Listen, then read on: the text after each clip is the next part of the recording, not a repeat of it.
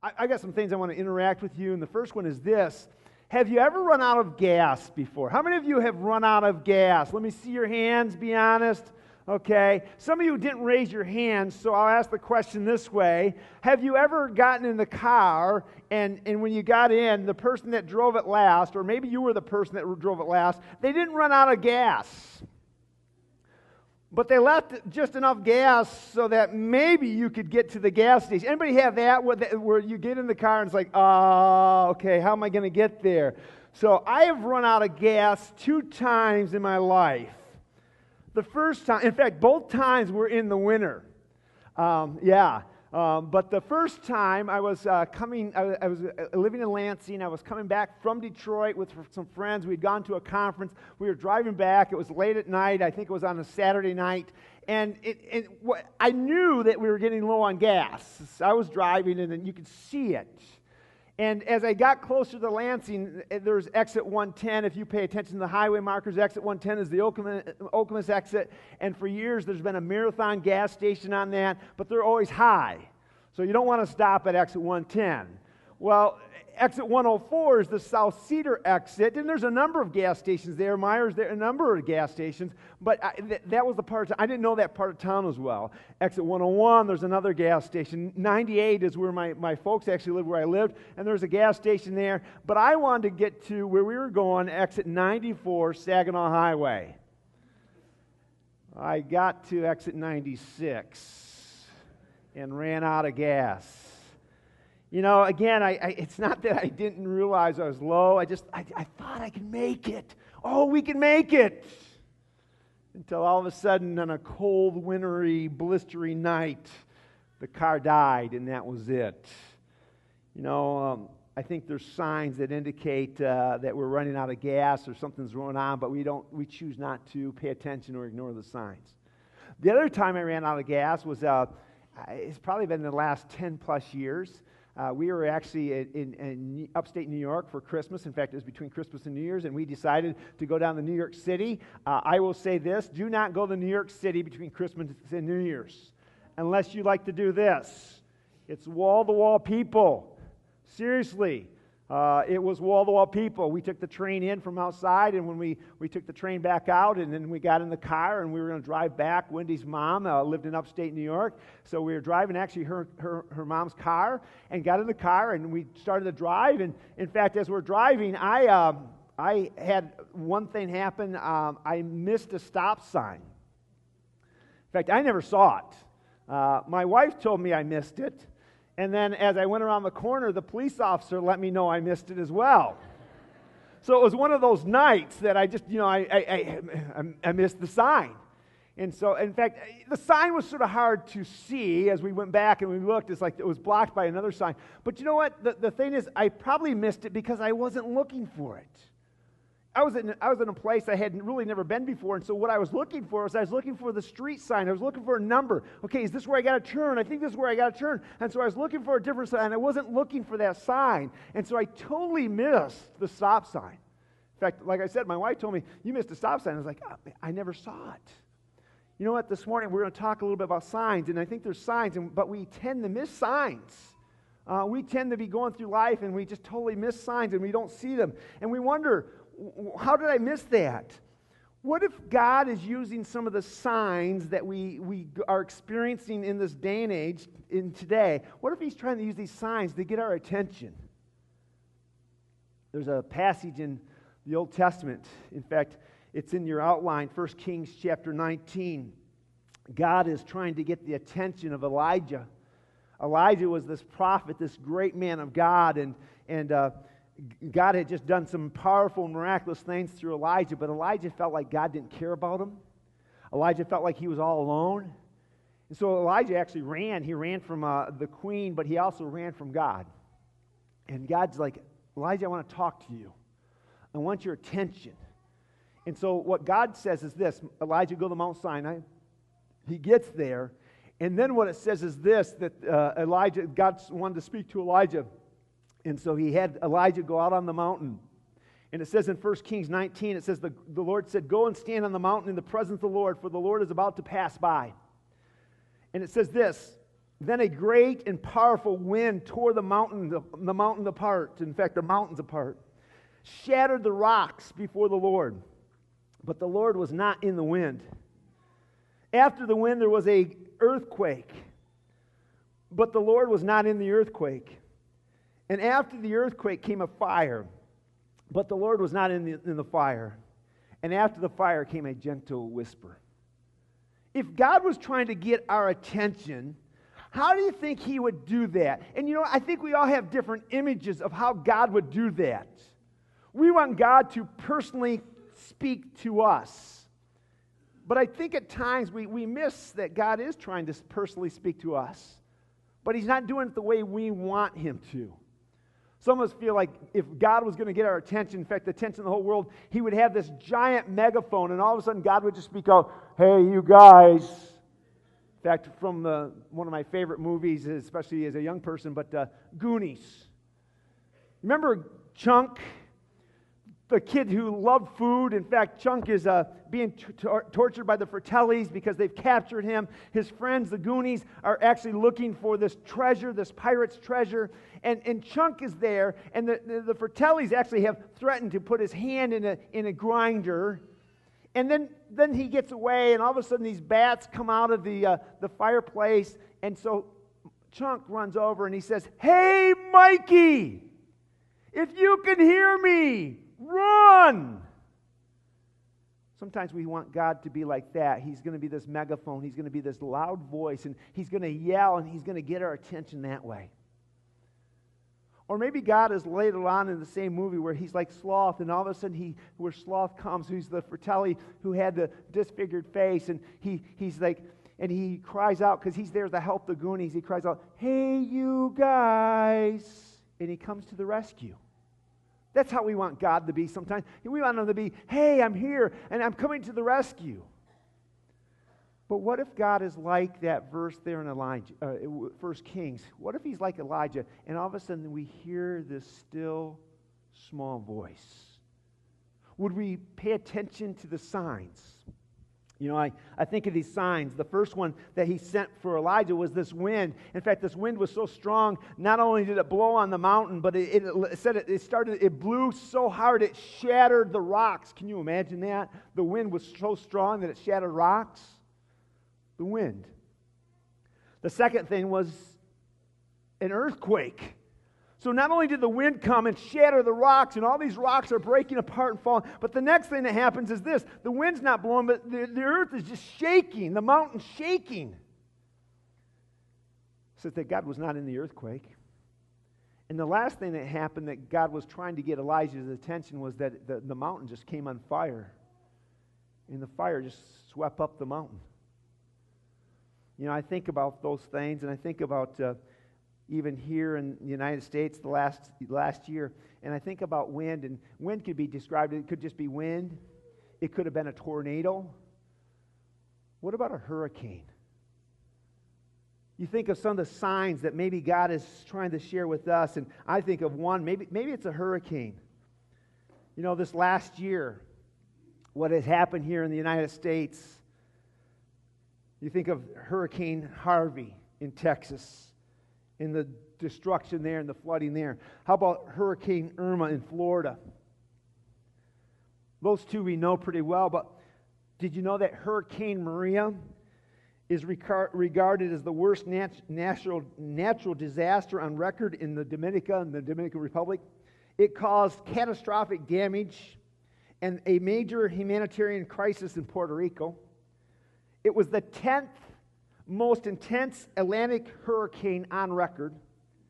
Maria was the 13th named storm this season, the 7th consecutive hurricane. Some are tropical storms, but Maria was the 7th consecutive hurricane this year, and it was the 4th major hurricane. And only the second Category 5 hurricane of the hyperactive 2017 Atlantic hurricane season. So we've got Harvey, we got Irma, we got Maria. This wind, this strong presence. And then we have another one, Hurricane Nate. Hurricane Nate was the fastest moving storm ever recorded in the Gulf of Mexico. It was also the fourth Atlantic hurricane of 2017 to have made landfall in the United States or one of its territories, something that had not happened since 2005. In addition, Nate was the first tropical cyclone to move ashore in the state of Mississippi since Hurricane Katrina. God used a wind, a strong wind, for Elijah to get his attention. Maybe God's trying to get our attention, and he's trying to get our attention through a strong wind. I don't know if he's got our attention or not. The second thing that God sent was an earthquake. You know, this last year, earthquake, the United States itself was not hard hit by earthquakes so far this year. However, North America was the hardest hit by an earthquake so far in 2017. In fact, as of October 31st, a total of 10,377 earthquakes were plotted in 2017. Recorded 10,000. One registered 8.8.9. Four registered 7 to 7.9. 82 registered 6 to 6.9. 1,090 registered 5 to 5.9. And over 7,000 registered 4 to 4.9. In fact, it was not that long ago, on September 7th, an 8.2 magnitude earthquake struck Mexico, killing 98 people. 8.2. 12 days later, on September 19th, a 7.1 magnitude earthquake struck Mexico again, this time killing 370 people. Here Elijah on top of the mountain, God's trying to get his attention. God's trying to speak to Elijah, and we have this wind that comes, and it shatters and it shakes the mountain literally. We have an earthquake. And the last thing that we had was a fire. After one of the hottest summers on record in the Pacific Northwest, and the longest streak without rain in Seattle ever recorded, wildfires in California, Idaho, Montana, Oregon, and Washington sprang up and burned out of control. For us, because we don't live in the Pacific Northwest, unless we have family or friends there, it's sort of out of sight, out of mind. But did you know, as of October 27th, as I looked up this article, as of October 27th, was just last week, there was still one major wildfire going in the border of California? Fire. What if God is using these as signs to try to get our attention? Signs. Sometimes the signs are all around us, but a lot of times we miss them. What if God is using these to get our attention, to warn us? You ever, almost every day I come down 94 and there's these electronic signs on the highway. You pay attention to those? Today it said something about foggy and rain, so drive slow or something. In rain or snow, drive slow or something like that. You know, so usually what happens is I don't pay a lot of attention to those. It tells me how long or how many miles and how long it's going to take for me to get from point A to point B. But what happens is some of the time those signs have a warning, Amber Alert. Sometimes those signs sort of give you a warning or alarm, because what's going to happen is this: the road's going to be closed or something's going to happen. There's an accident. The sad thing for me is this: as I'm driving and I look at the signs, and about the time I get it figured out, I'm sitting in the backup. I could have got off, but I missed it. Here's the sign, and I missed it. Again, I think that there's signs, there's alarms, there's warnings, but we tend to miss them. In fact, I should ask you, how many of you had to set the alarm for this morning? Some of you are alarm people. How many of you got up before the alarm went off? You set it, but you got up. Yeah, okay, it's time. We don't like alarms. Some of us don't like alarms. Probably most of us don't like alarms. But the problem with the alarms is this, that we do some things with alarms. First off, we tend to ignore them. Ignore them. Just talking to somebody, and they were talking about alarms, and they said, yeah, at their business, they have to tell people that they're going to have a fire alarm or fire drill. And because they have to tell them the day before, and they have to tell them an hour before, because they said alarms go off all the time, and you just tend to ignore them. How many of you have had that low fuel light come on? And the problem today is this. It's not just the gas gauge is getting towards empty, but then there's this, the cars are smart enough to tell you, you have 50, it may not say this audibly, but you have 50 miles until empty. And then you watch it go, and it goes down to 40, and then before you know it, it doesn't say how far you can go anymore. It just says low fuel. And then the worst thing is, not only does it say all this, but then it will have this thing. It'll beep or something. It'll flash. It'll tell you, ding, ding, ding, ding, ding. It's like, okay. Anybody do this? I've done this where you go up on the dash and you push the button so that it just sort of wipes it out. It goes back. You can ignore it. You ignore those alarms. Some of you are like, no. Some of you probably are like, you probably never got there because you're always keeping your car full.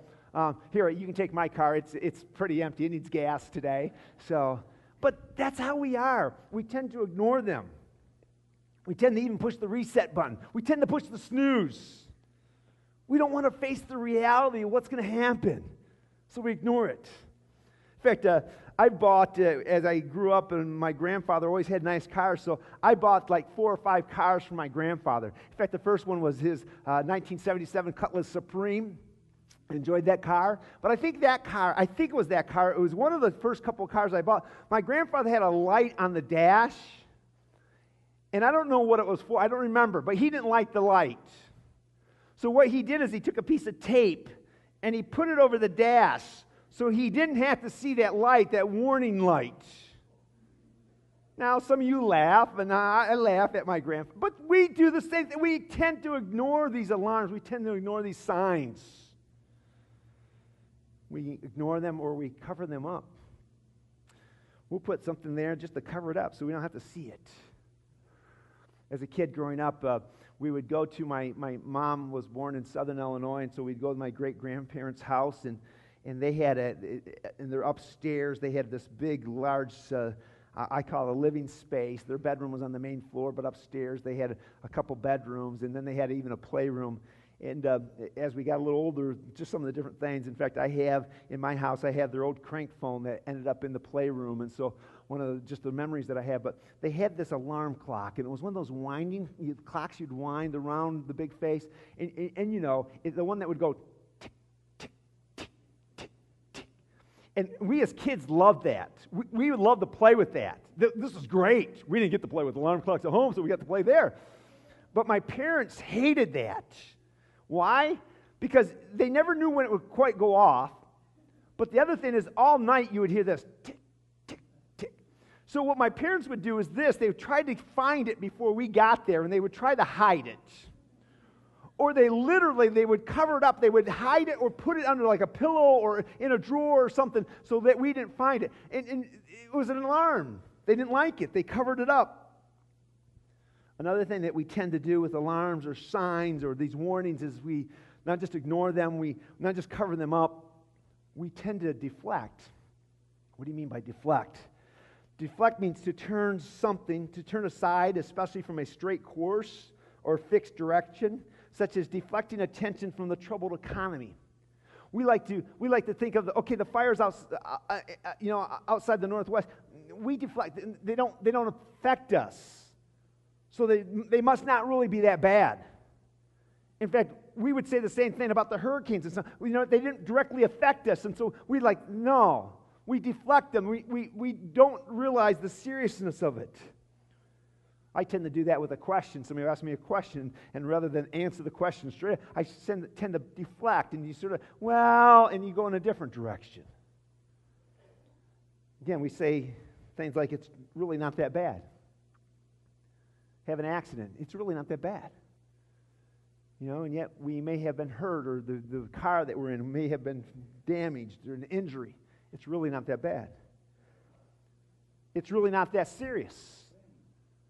We have marital problems, or we have issues, and we think it's really not that bad. Hey, Max, just have a seat. Thank you. It's really not that bad. See? It's not that bad. It's not that serious.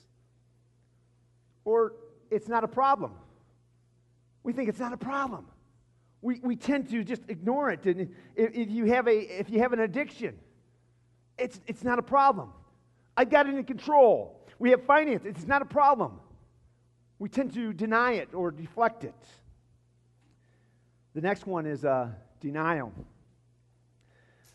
I happened to be teaching a class in the fireside room, and then we're using this series called Aha, which is centered around the prodigal son. And Kyle Idleman, who wrote this book and did this video with it, he talks about this story. And in fact, they just shared it today in class. And if you were in class, I understand. But he talks about this TV crew, and what they do is, and some of you have probably seen something like this, they go into hotels, and they go in the different hotel rooms, and they have the black light, and they like to see how clean the hotel room is.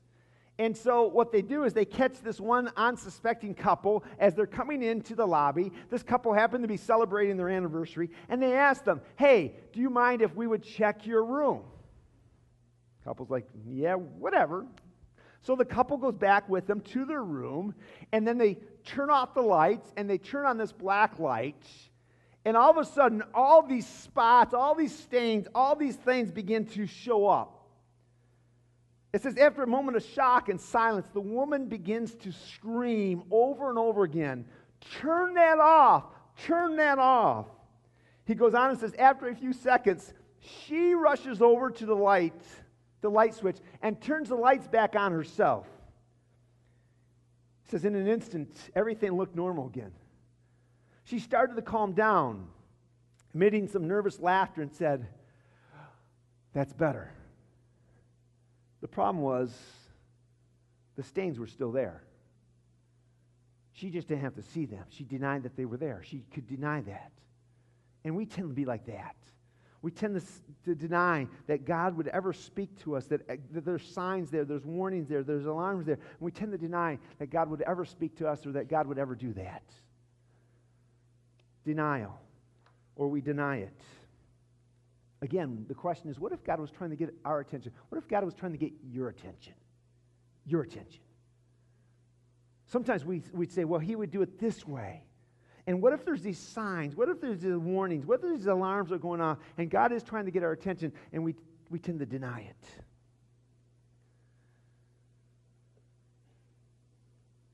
For her, the woman in this story, she could no longer see the stains, so she could deny herself that they even existed, that there was even a problem.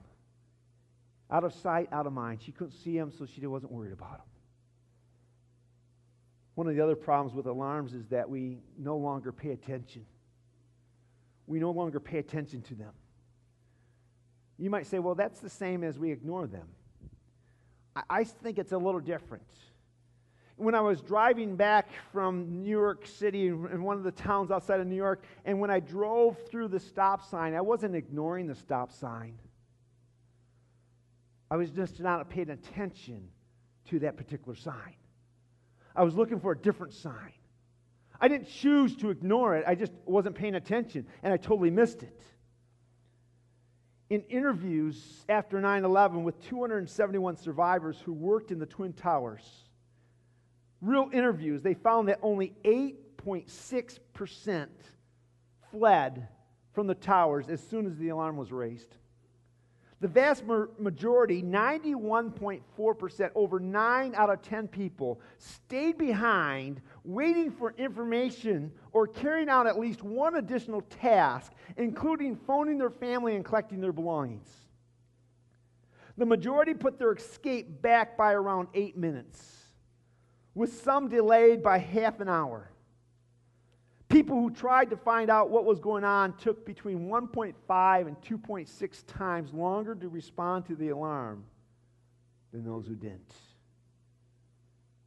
That 8 minutes probably cost some their lives.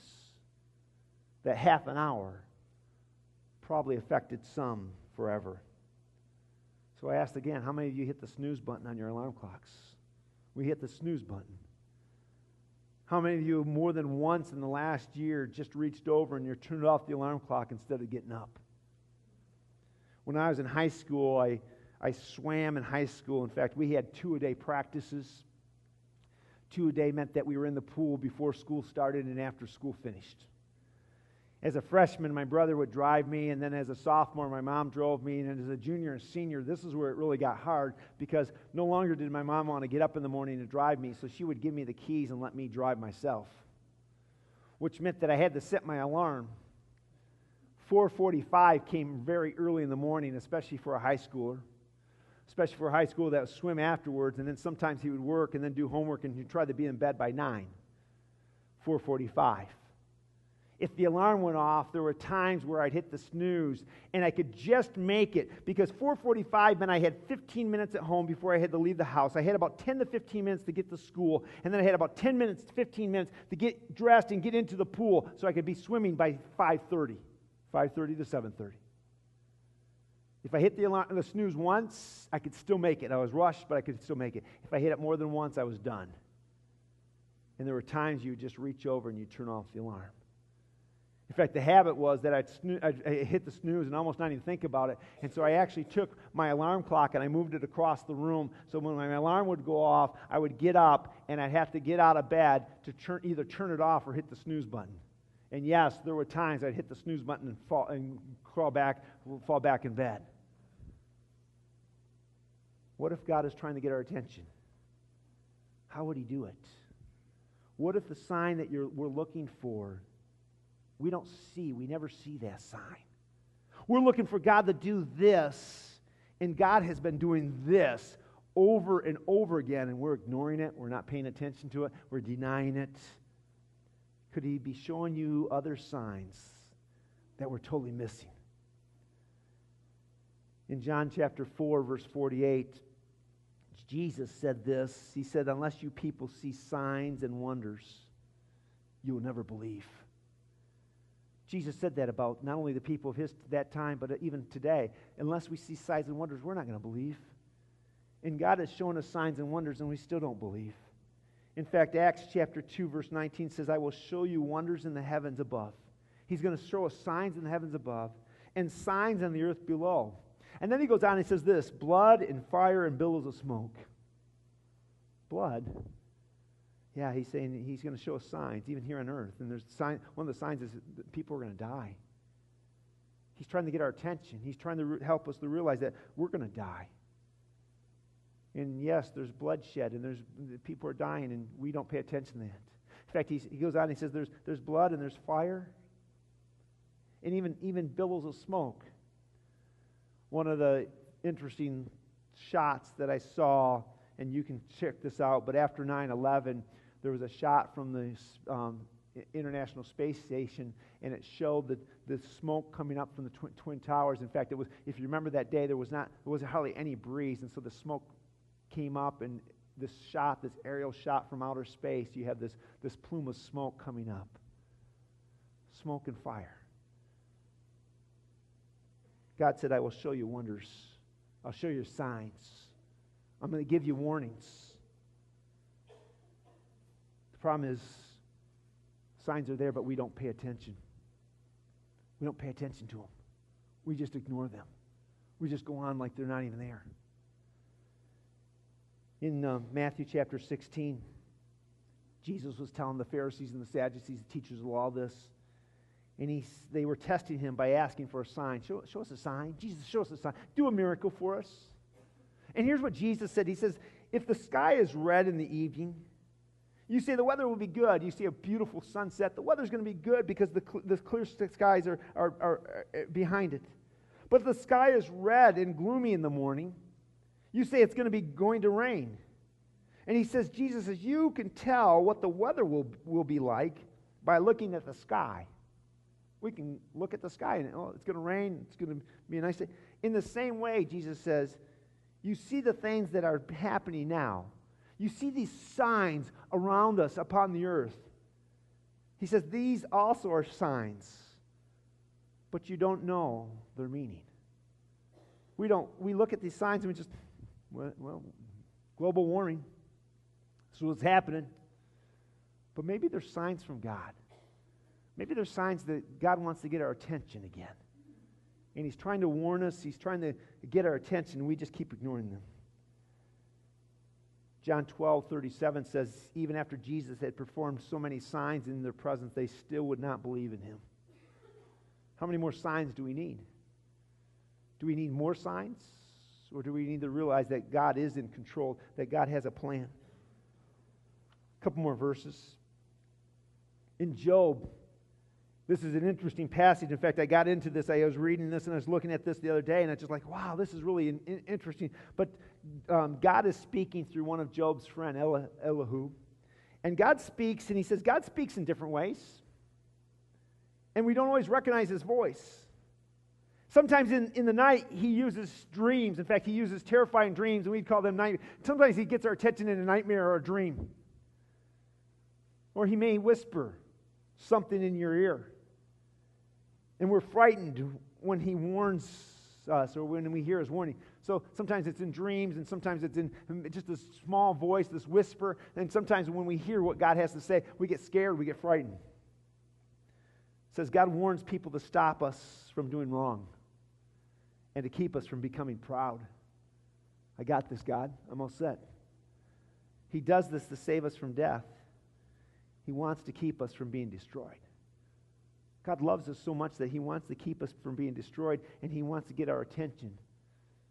But we want God to show up in some big way. We want God to put this big sign up in the sky or whatever it may be, and we don't want to listen to his still small voice. Isaiah 30:21 says, whether we turn to the right or to the left, we hear this voice behind us saying, this is the way, walk in it. See, I think when we do things, we're busy in life and we're doing our own thing and we get going, and sometimes we turn aside from God. We're not following God. We do our own thing. We turn to the right or we turn to the left. But you know what? God's still there, and we have this voice that is speaking to us, and he says, hey, listen to me.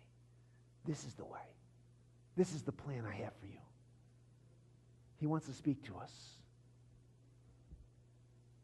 One last point. When you're driving down the road and your car is getting close to empty, even if there's signs that you're getting close to empty, the alarms are going off, the warnings are there. One of the things that we tend to do is this. We tend to tell ourselves, I still have plenty of time. I got time. I think that's one of the biggest deceptions that we can even give ourselves. That we have time. Hebrews chapter 3, verse 15. It's a quote.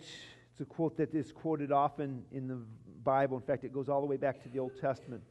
But God is really speaking. He says this. Hey, today, if you hear my voice, don't harden your hearts. See, we have time. We can put it off till tomorrow. We can do it later. We can go further. We're not quite there yet, and we have time. And God says, you know what? If you hear my voice today, if you hear it today, don't turn away. Don't harden your hearts. Realize I'm trying to speak to you. And this morning, I think for all of us, wherever you are, I think God wants to speak to us. And it's not going to I don't think it's going to come through an earthquake. Maybe that's the only way he's going to get your attention. It probably won't come through a hurricane. I hope it doesn't come through a fire. But maybe just for a moment on a Sunday morning, maybe that still small voice is trying to speak to you. And God is saying, hey, I love you. Would you follow me? Would you trust me? That still small voice.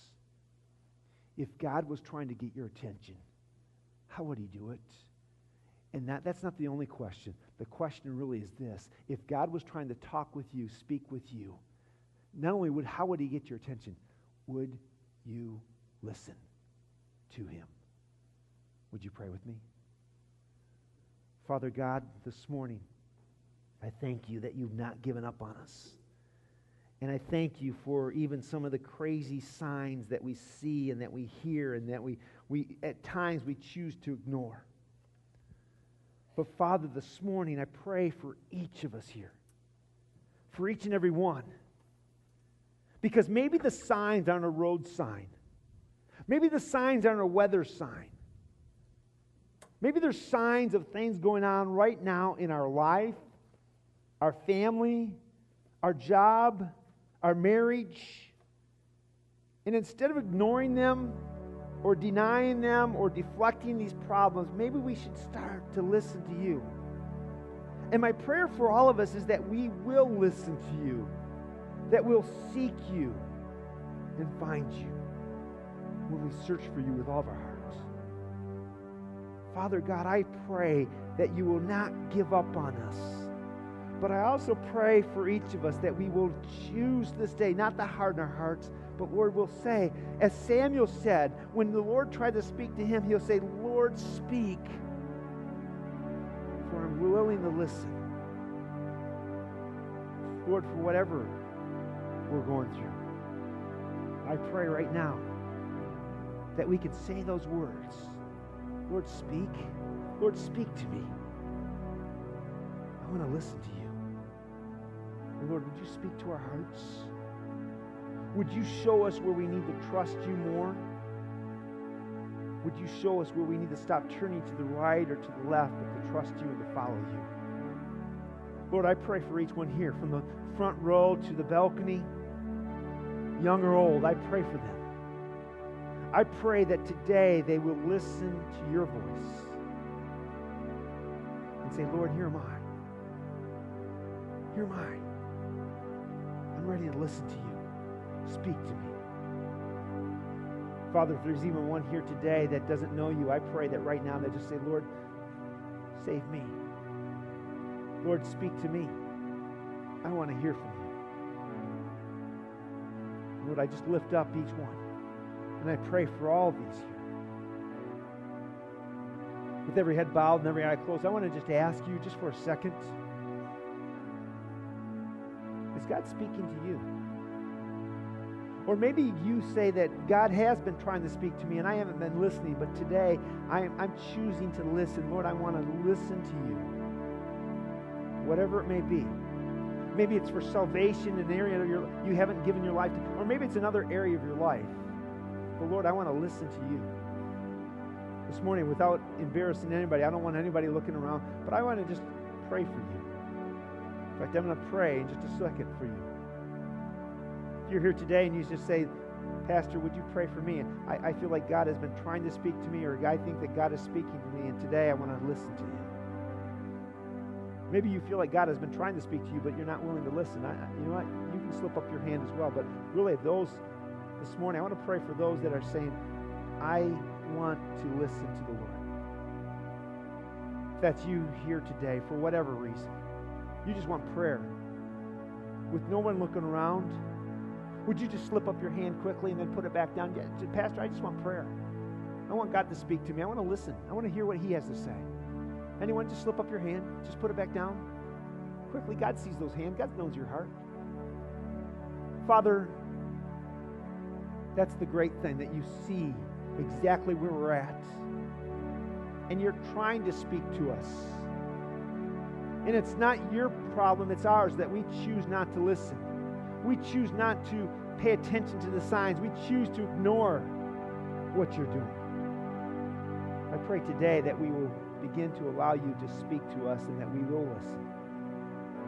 We'll allow you to lead us, guide us, and direct us in whichever way you want us to go. Lord, go with us, go before us, and lead the way. I pray for each of these hands. I pray for all of these hearts. I pray this in Jesus' name.